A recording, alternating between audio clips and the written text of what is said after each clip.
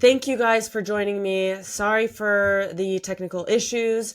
I'm really excited that we are here today and getting through this. I have really some important information to share with you today. So let's just jump right into it.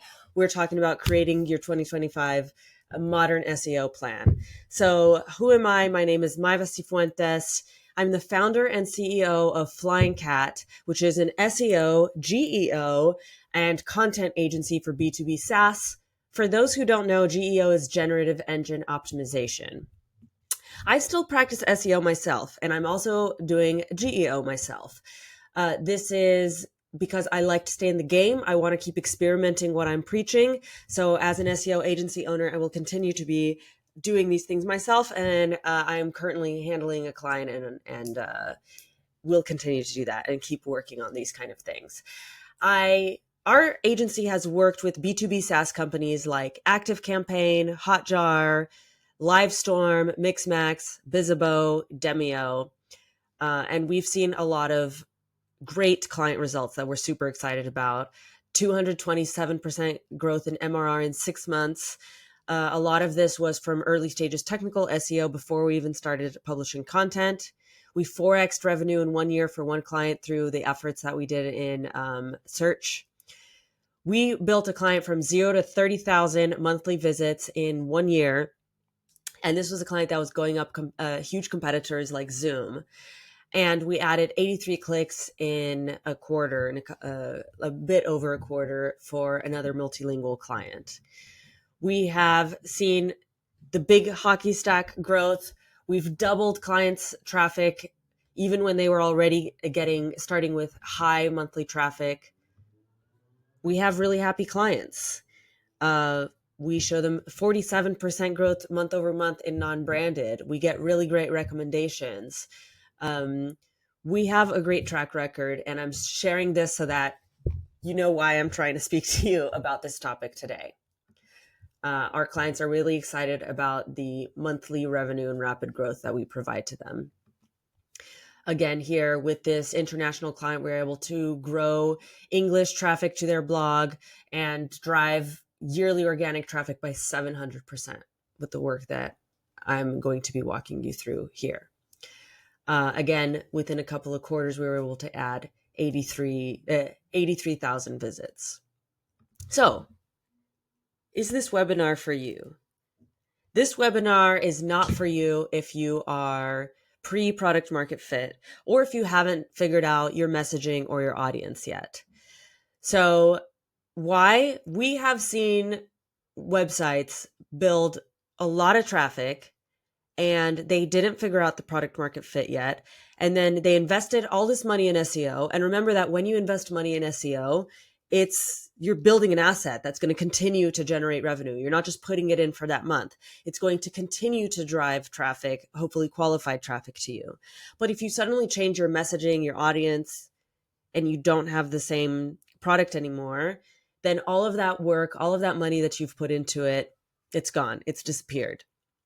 So to really reap the benefits of SEO, which is compounding and continues to generate revenue for you, you really want to already have product market fit. If you don't at least have one person in your department or organization who is fully responsible for content growth, this is going to be really hard for you. This webinar is not going to be for you because this takes a lot of work. It takes a lot of time. Even if you want to work with an agency, it's really hard to implant an agency when they don't have a contact person that is dedicated to this kind of work. If you aren't ready to be very original in your content, super helpful, super experienced, better than anything else that's out there, SEO is not going to work for you this year. Today, the SERP is about originality. Showing up in AI is about originality.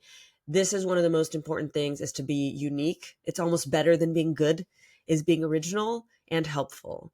So if you are just happy with being the same as everything else that's on the SERP or being good enough, that's not going to work this year. If you are just starting in SEO and you want to get leads this quarter, I have bad news for you. That's not going to work either. If you already have been investing in SEO for a while and you just need to build traction, within a quarter, yeah, you can see some changes, but not if you're just starting from scratch. This is a long-term investment. If you aren't ready to change the way that you've been doing things, but at the same time, you also have to be ready to invest in the SEO fundamentals, because those are still very important, especially as AI is growing. That all of that structure, all of that technical SEO is even more important now. And if you expect to outrank a competitor who's been spending 40 grand a month for the last 5 to 10 years in SEO, and you're just starting and you have 3 grand to spare, this is going to be a long journey for you. You can still start, but it's going to be really difficult. If you are only depending on SEO and you're not investing in brand, social, and demand gen, this is going to be so much harder. You need to invest in social. You need to invest in brand. It's no longer the era where SEO alone is going to be able to cut it. Is this webinar for you? It is for you if you have a very clear idea of your positioning, your messaging, and your audience, and that's going to stay the same. And you just need to scale this up and build that audience more and bring them in and convert those leads. If you are investing in brand, if you are growing a social following, SEO is going to work really well for you. If you've already invested in SEO and you know this works, if you can just scale it, that's a really good sign. This webinar is going to be great for you in that case. If you're ready to set clear and achievable goals, I know that goals is one of the big things I'm addressing in this webinar today. It's one of the things that is really damaging everybody's results because the goal setting is not right. The goal setting is causing us to do random action that doesn't lead to results. When we have vague goal setting, you can justify almost anything. And the fact that it's not focused is going to make it really, really difficult to drive anything meaningful for your company. If you have the resources to implement either time or budget or people, this is the webinar for you because there's a lot to implement. And if you're just trying to stay on top of how things are changing and how you need to stay in the game, then this is going to be for you. I'm going to teach you 3 things today. Setting a real goal that makes sense. Again, if there's anything that you take home from this webinar, anything that you implement, if it's just one thing, I want it to be this goal setting. This is the most important thing. It needs to drive all of your actions. Stop having a random goal and then doing random things that aren't related to that. This is the most important thing. And then I'm going to teach you how to build that out into a plan. And then we're going to talk about how to show up in AIOs and other LLMs. So, number 1, setting a real business goal. Let me see if anybody has left a comment anywhere. No. Okay. So I hope that I'm still live in the right place because this has been quite a challenging day to be able to get live. Okay. So let's dive into this section. Where did you go? Here we go. So the problem that we see in goals today is not just, that we see in results, it's not because Google is starting to share the market with LLMs and other things. It's not just because Google traffic is declining. And Google traffic isn't just declining because of the share of the market. Google traffic is also declining because Google is going a lot harder on websites and it wants websites to be focused. So it's hitting a lot of big websites. We saw the story with HubSpot. We saw the story with G2, and it's hitting the traffic on those websites because they were unfocused, because they were too big. So what's happening with us is, or with the industry, is we have decreasing resources. The budgets are getting smaller and smaller, but the competition is getting bigger because we have to be more expert. We have to be more focused. We have to invest more time and effort into things. Our resources are getting smaller, but there's more and more goals. I talk to people on sales calls all the time and they say, we have this goal, we have that goal. We want to increase traffic. We want to increase this audience. We want to work on that, but they have $5,000 a month. With $5,000 a month, you can have one goal. Maybe you can have one goal, but it needs to be a small and focused goal.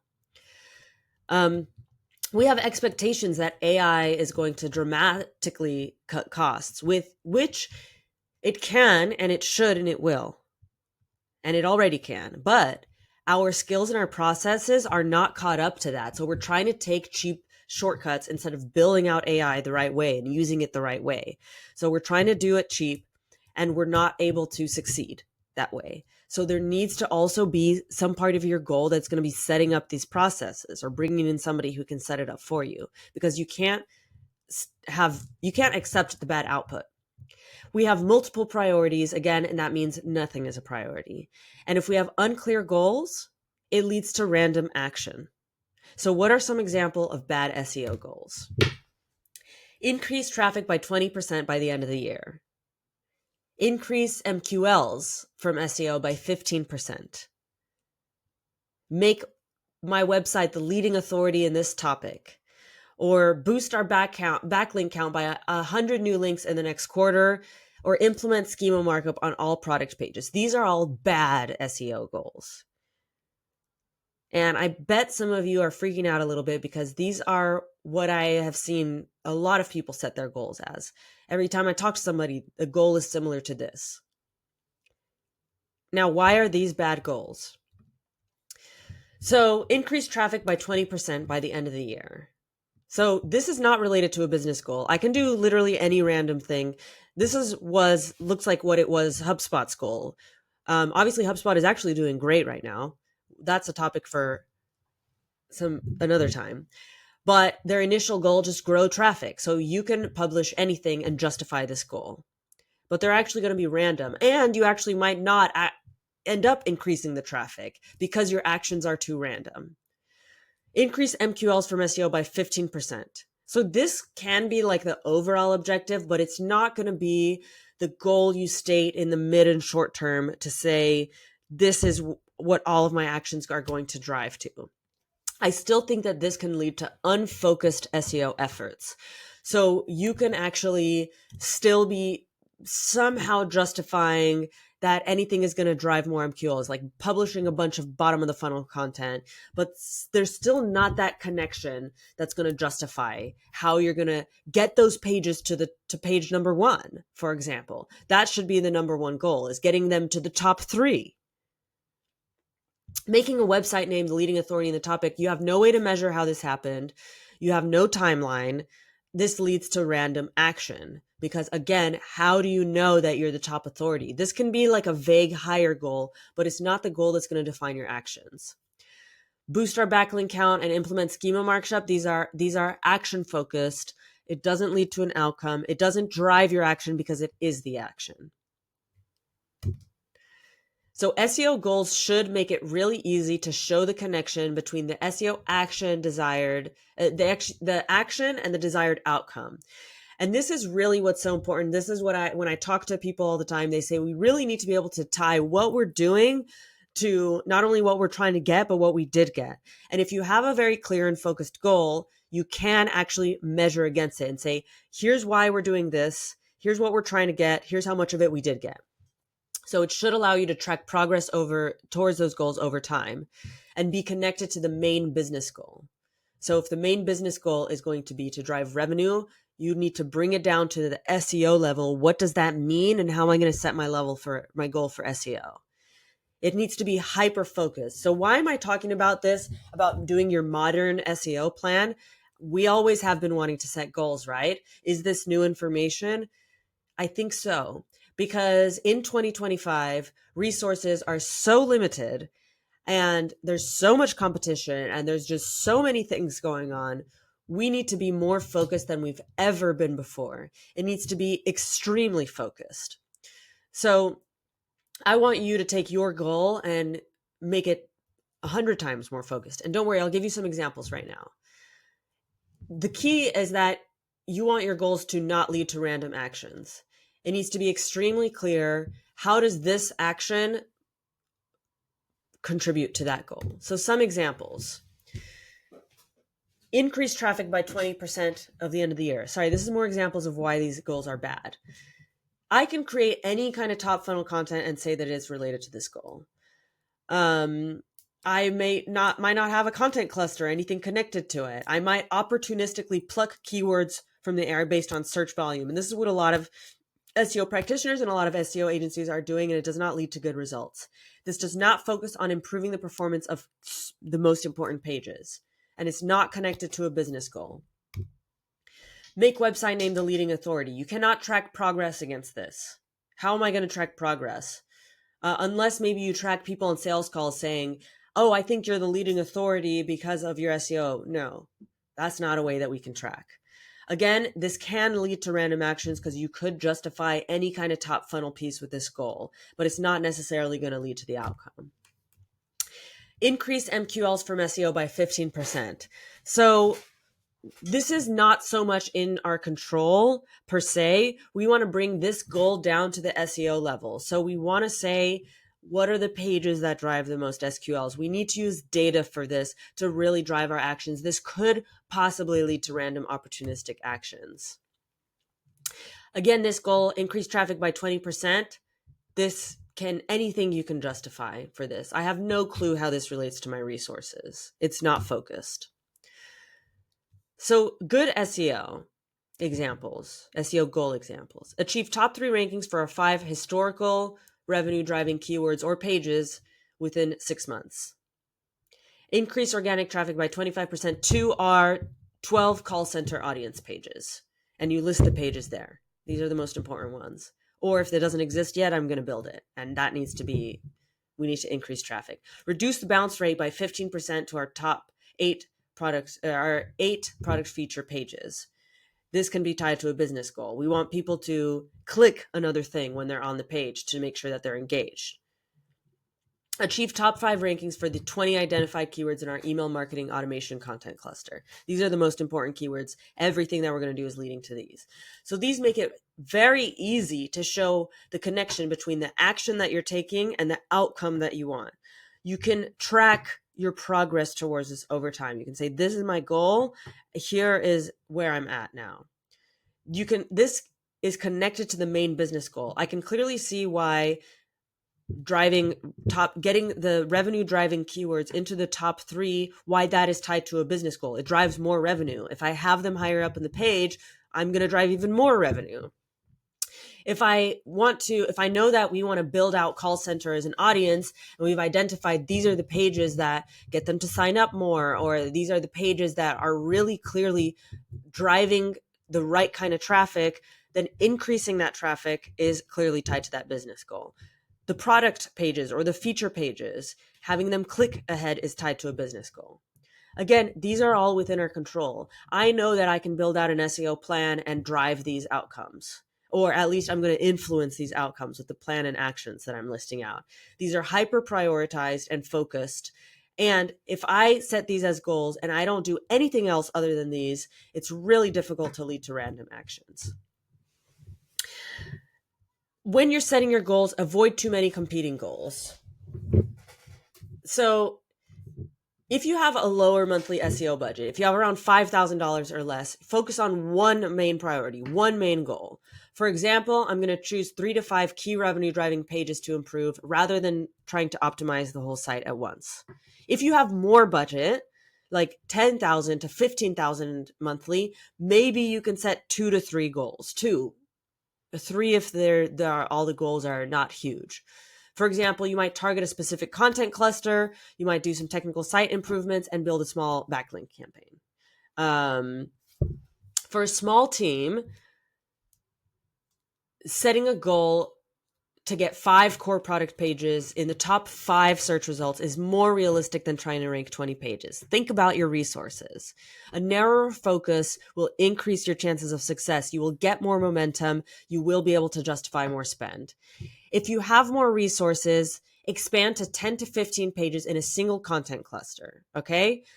Like the call center best practices. Instead of scattering your efforts across unrelated topics, you can expand to more goal, like a bigger goal within the same goal. Most SEO efforts will need at least 3 to 6 months to see noticeable improvement, especially if you're entering in a competitive niche. So you really need to set realistic timelines. Try to set your goals in 6-month increments. Then you can break them down into monthly checkpoints. So for example, by month 3, we want to see at least 10% traffic increase to these 5 pages. So you can set those milestones.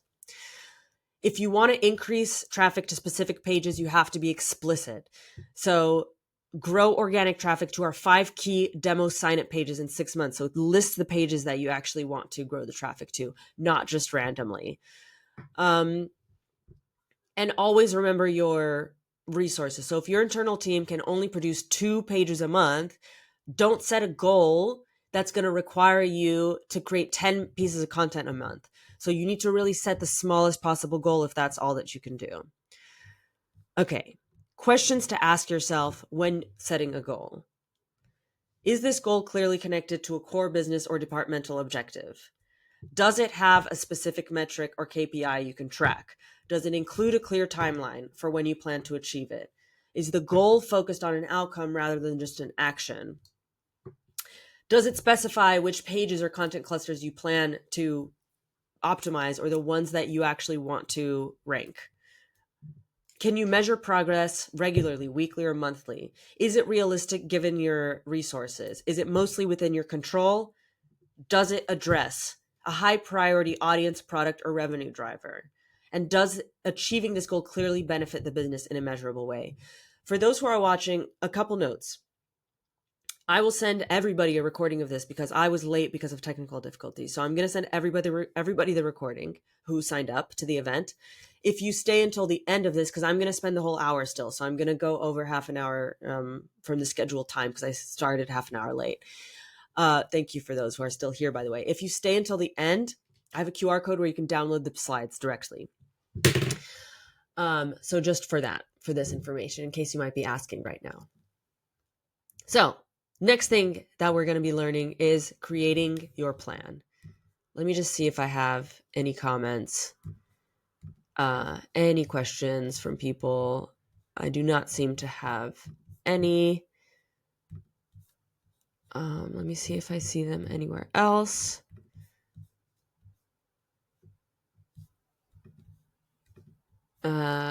Okay, cool. So planning now, once you have your goal, so remember, if you leave with anything today, I want you to leave with, I'm going to set the new goal based on this framework. So now we're going to plan your hyper-prioritized 80-20 plan. So before we dive into it, I want you to look at your boring basics. I cannot tell you how many sales calls I have gotten off recently where they have all these ideas. They really want to investigate these things. Competitors are growing while they're declining, but they don't actually have the basics down. So they have a bunch of pages with missing metadata. This is an easy fix now. There are Screaming Frog, ChatGPT integrations. You can update all of them, get a CSV, upload it into your CMS. There's no reason that this should take a lot of effort and a long time, but this is some of the basics that should be done. Do you have your internal links? Do all of your most important pages have at least 20 internal links pointing to it? Is it maximum 3 clicks away from the homepage? I've seen people saying we've on-page optimized our solutions pages, but they won't rank. There's 0 internal links to them, and they're very hard to find from the homepage. Add your internal links. Have you updated your highest impact pages in the last 6 months? These should be updated regularly. For very competitive places, every quarter you should update them. Have you done this? Again, you'd be surprised at how many are not doing this. Have you pruned your old pages? Remember, Google is punishing now 2 unfocused websites. Remove the pages that are not related to the topic you want to be known for. This is going to make a big difference. Do you have these boring basics down? And I know that these are things that we've been saying in SEO for a really long time. And I know that this is for a modern SEO webinar, but people are trying to skip over this and do this first. Get this done. Stop making excuses. Stop trying to do the next fancy content things. Fix this stuff. It's easy. Get it done. Now you want to tie all of the actions in your plan to your goals. Remember, your goals should be super clear. It's suddenly like, it should be so obvious what it is that you need to do now. So you already have your clear goals. Everything that you do needs to tie to that goal. Avoid drowning in low impact tasks by prioritizing what really moves the needle.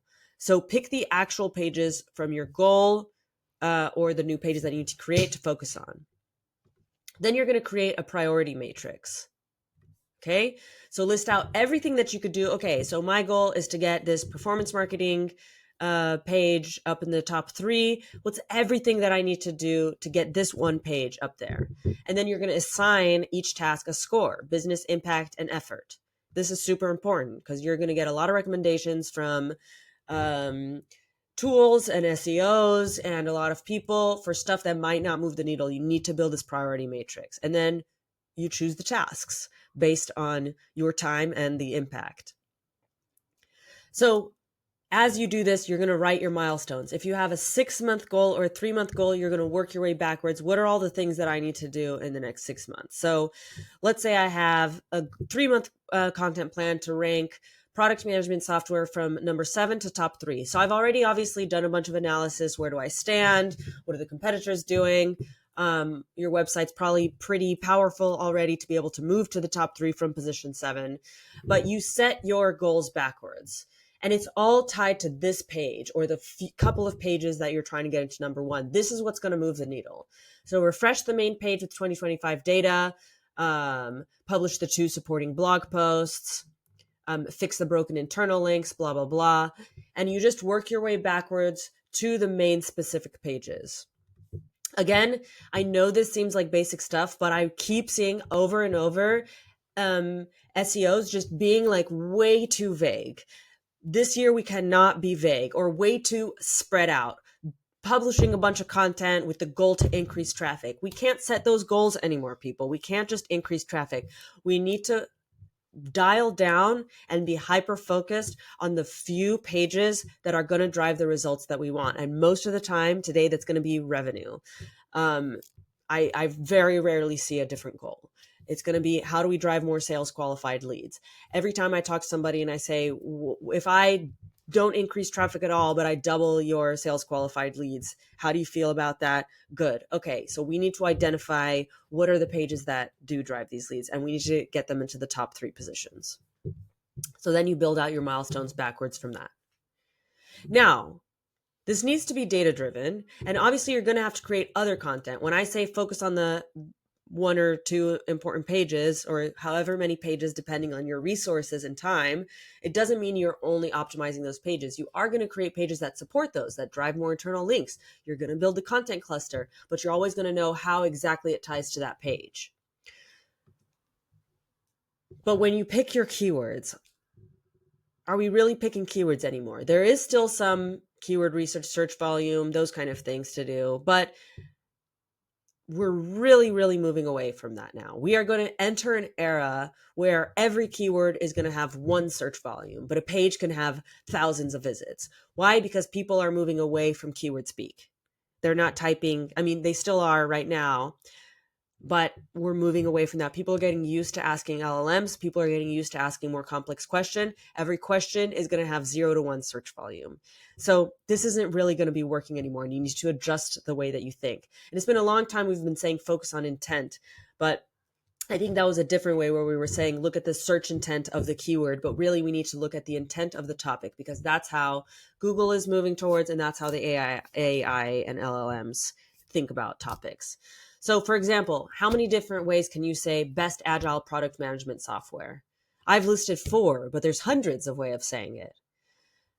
I have seen now Google is ranking a single page for thousands of keywords. So does it make sense to just pick a keyword? As we move forward, we definitely want to think about more data-driven ways to pick topics. So for example, you can look at the top pages of your competitors. I'll go back to that slide in a second. Oh yeah, okay. Pick the top pages of your competitors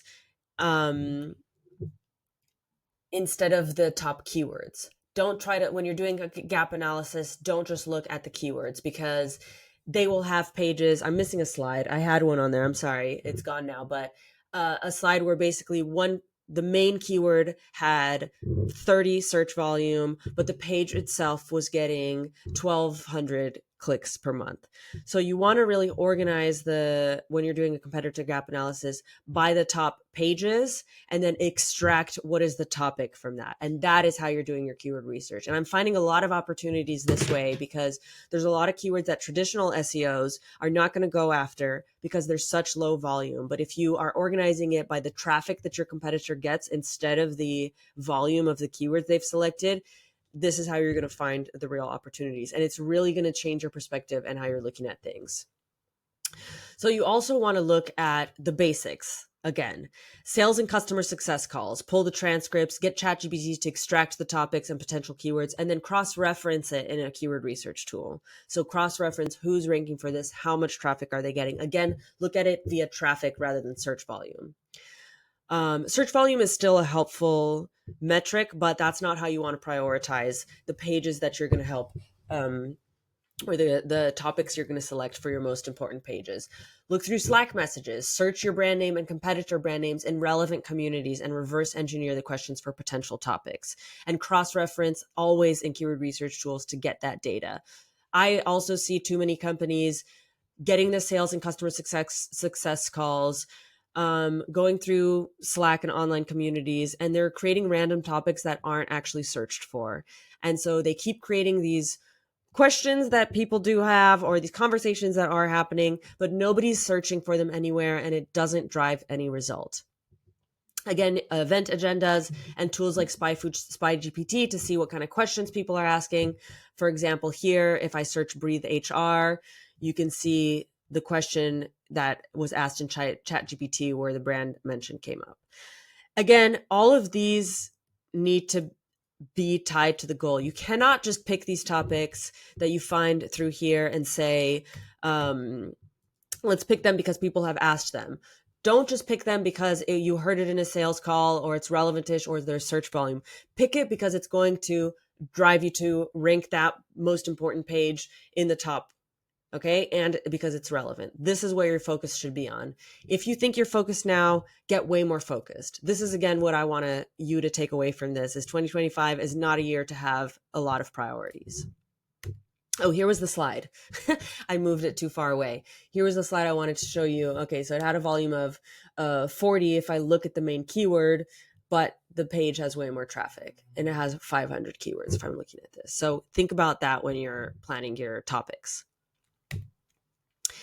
Again, keep your focus on the main page that you want to rank and the clusters or the main handful of pages, which you're going to be, you can update it every 6 months or every 3 months. You say my focus in the next 3 months or the next 6 months is these pages. Once you get them in the top 3, all you have to do is monitor them and then you can move on to another set of pages, but stay hyper focused. So when you're building the clusters are still super important. Make a huge difference. Always build a resource page that has the links to all of the pages in your cluster and link that page as close to the homepage as you can. Not every page in the cluster needs to drive significant traffic because remember, you're really focused on the main and most important revenue driving pages, but every page needs to be obviously tied to the supporting goal page. So you need to be able, we have in our content calendar, we have a column that says, how does this tie to the goal? And we have to answer that or we can't move it forward to the client. If the goal is a product page, you still need a traditional broad keyword pillar page. Okay. So you will, all the subtopics will have a CTA pushing out to the product page. And that'll also drive all the internal links and show Google that this is an important bottom funnel page, but you still need the pillar resource page to tie it all together and to drive the traffic to the most important pages. Okay, last, how to show up in AIOs and other LLM responses and start targeting the new search channels, which are LLMs. So Google still holds most of the search traffic today, still the majority, but it won't stay that way. Gartner is saying that we're going to lose 50% of searches over the next few years. And people are getting more and more used to asking ChatGPT and other LLMs questions, but people still need answers. You still need to help them get answers. So we're going to walk through the different types of AIs and how they get their data and what things you want to do. So there's training first systems that only use their training data. They are not connected to the internet. So that's like Claude and Llama. There are search first systems that only use the web index. That's AI overviews and Perplexity. They are live and they always use the web index. And there are hybrid systems like Gemini and ChatGPT. These systems choose, well, depending on the model you're using, some of ChatGPT models don't have access to the internet and only use training data, but most of them have access, and they choose, do I want to use my training data for this or am I going to search? Okay. So you influence them in different ways. So things to consider. Generative Engine Optimization is how you influence LLM responses. So remember, it's not optimizing to rank. You're not optimizing, you're influencing, because there is still a system of ranking, because it still has to decide what sources it's going to cite, but it's not giving you an order of best to worst. It's just giving you the answer and citing the sources. So you're influencing the LLM, and that's the kind of language we want to shift to using. And we see that Google is even experimenting with deep research, just like ChatGPT just launched deep research. Google is starting to experiment this with it as well, and it takes up the entire SERP, the whole SERP. So AI overview is just taking the top. This new thing that I'm not sure when it's going to come out, but it takes up the entire SERP. So we really need to start paying attention to this for when this stuff is going to start launching. We want to be cited as responses. We want to be providing this information to people. And generative engine optimization is how to do that. Training first systems like Claude and Llama, they take a year or longer to update their training data. Okay, so you are influencing them for the long term. You are not going to be able to see changes in the near term for these. And so this is where you're going to do brand building, social. When they update the training data and they say, oh, this brand has been named here and here and here and here and all these sources to be a good resource for this topic or for this category, that's when you're going to start appearing in those. But do not expect to do some optimizations and see even in the next 3 to 6 months unless the update has happened then. Search first platforms can be influenced the fastest. We've seen updates, changes in AI overviews within days of making an update. I think it's even faster than the regular search index and rankings. Hybrid platforms can be a little bit faster, but not as fast. Well, it depends on where it's pulling data from. And the work here is very similar to traditional SEO. You need to have your schema markup. Here I say structured data, schema markup. All of this is to GEO is the equivalent to SEO friendly architecture. We need to make it really easy for AI to understand what the page is about. So these can be influenced faster, the hybrid ones, and the fastest is search first, but it's going to be a mix for the hybrid, like regular ChatGPT. It's a mix of traditional SEO, GEO, like I'm about to show you in a second, and brand building.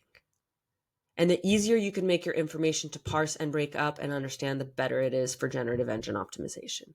So I'm going to give you a couple examples. So here we have SEO versus NLP optimization. So here in SEO, I've highlighted the keywords, and then we have like hardcore optimized for NLP. You can see this is not actually a great read, but this is just as an example. I'm going to show you as well, like how you can make the content good and better. But this was just to show you the difference of what it looks like. So in NLP, you have a clear and direct headline. So it makes a statement. SaaS hiring platforms improve efficiency or reduce costs. There's no unnecessary words, no fluff. LLMs prefer straightforward, scannable headlines that clearly define the topic. Then we have concise and structured sentences. So SaaS hiring platforms optimize recruiting through automation, AI screening, and data-driven insights. So each phrase here introduces a distinct function. You have automation, AI screening, data-driven insights. It's really easy for AI to parse and understand. There are no redundant words. Each sentence delivers a super clear single point. And this is kind of writing best practices as well. So the second example is entity rich. for AI parsing. So it mentions Greenhouse, Lever, and Ashby. These are tools that AI models will already recognize in the SaaS recruiting space. So it starts to help them make the connection. Okay, so if you're naming names, drop names, that is known in the space, and this helps you build that GEO. They also have HR Tech Lab, source citation signals, reliability, and helps the AI classify the content as expert backed. These are totally made up, by the way. This is not content that actually exists. This is just for the example. Then we have cause and effect relationships for better parsing. So AI-driven applicant tracking systems improve candidate matching by 40%. So the AI models process factual cause and effect statements efficiently. They do it better when they understand this is what happened.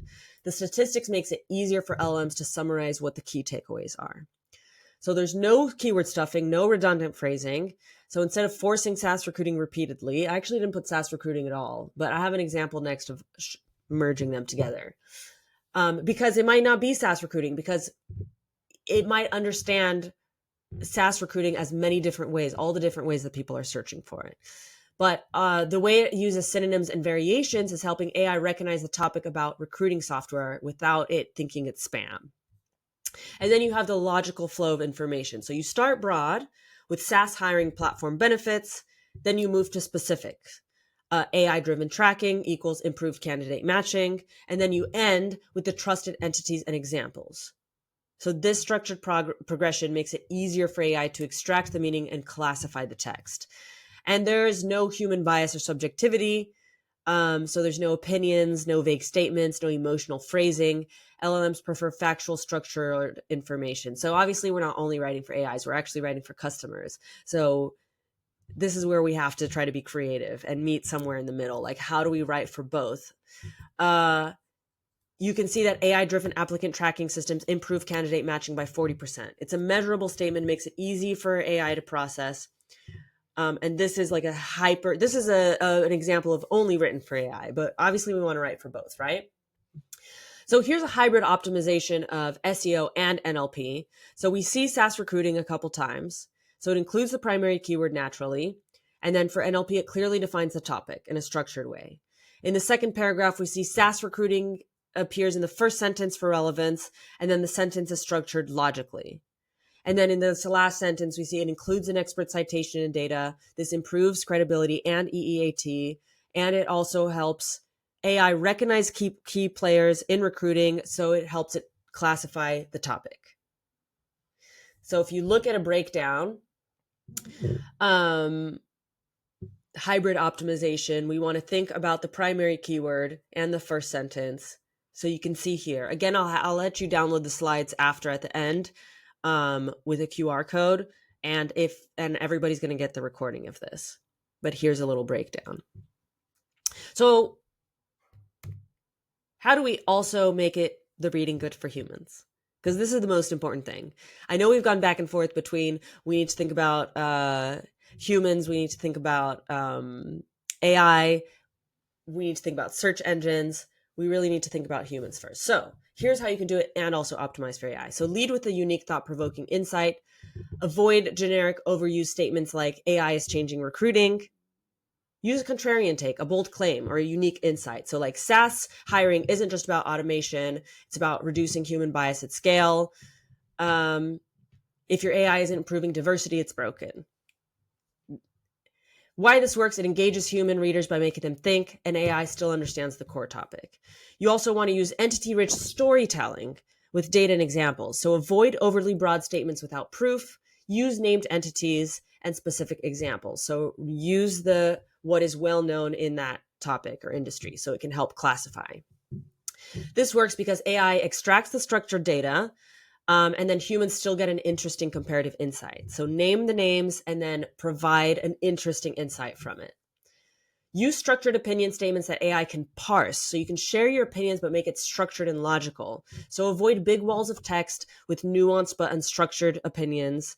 Use short and clear opinion-driven statements, but with supporting evidence. So instead of hiring is broken because companies focus too much on resumes instead of actual skills, that's why AI-based screening is important, but it must be done right. Many AI tools reinforce bias instead of fixing it. That's too long and wordy. What would be better is most hiring AI is broken. It reinforces bias instead of reducing it. A 2023 MIT study found that 65% of AI screening tools over-prioritized male candidates. That's why transparency in AI hiring models is critical. So word it in a way that can easily be broken down and they understand your argument, even if it's your opinion and insight. AI understands the stance and it will support the opinion with structured evidence. And then you want to break down complex ideas for both humans and AIs. So you want to avoid jargon-heavy paragraphs that make everybody struggle. You want to avoid that anyway. And you explain with layers. So start with a simple point and then you elaborate. If any of you guys have read the book, The Pyramid Principle by Barbara Minto, this is really great. It's about business writing. And this is really great that talks about how to do that. So you talk about the main idea and then you break it down and elaborate. This will tell you everything about how that flow of information can go. And I think it really applies as well. And then you guys use AI-friendly formatting without disrupting the flow. So use bullet points and subheaders sparingly, but use them. Keep paragraphs short, 1 to 2 sentences or 1 to 3 sentences each. And then use transition phrases to keep the flow natural so it really understands. So you really have to pay attention to your writing to just make it really clear and understandable. And then you can end with a smart takeaway, call to debate to add the human element in it. So don't use CTAs like let us know what you think or is this interesting, but a thought-provoking close. Okay. So we have covered today, set your SEO goals that drive business impact. The goals should be measurable, outcome-driven, and tied to revenue, not vanity metrics. Again, if you learn anything, set that better goal. Focus on the 80-20 SEO plan. Prioritize high-impact tasks that directly improve key pages. Optimize AI-driven search. These do matter. They're going to grow even more and you want to be ahead of the game. So already start using your structured data, entity-rich content, follow these GEO tips, write for both SEO and NLP and people, and keep content clear, scannable, supported by real data. Before you do anything, like the first thing I want you to do is set your real goal. This is super important. Okay, so for all of those who stayed until the end, here you can grab a free audit from us if you're qualified. Just fill out the form and we can go through, see what your biggest opportunities are here. And you can scan this to get the slides.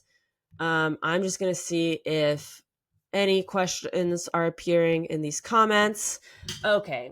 Is there a way to know your brand mentions the LLMs? How many times our brand is mentioned against which query? So there's a tool, there's a bunch of tools. I'm going to, Kasim, I'm going to follow up with you and share more tools. But right now there is a tool called Spy GPT and it's by SpyFu. And it's here, I will find the link. Spy GPT by SpyFu. That one's pretty cool. That's the one that I showed the example of. So it's that one. Let me see if there's any other questions. All right. I don't see any more. Guys, for everybody who stayed until the end, thank you so much. I apologize for my technical difficulties. I really appreciate you guys staying all the way. If you do want to get in touch with me, well, you're following me on LinkedIn, but I'm Maeva everywhere. You can reach out to me there. DM me if you watch this all the way. Thanks again for all of your time, and I really appreciate your attention. And I'll see you guys next time. Bye.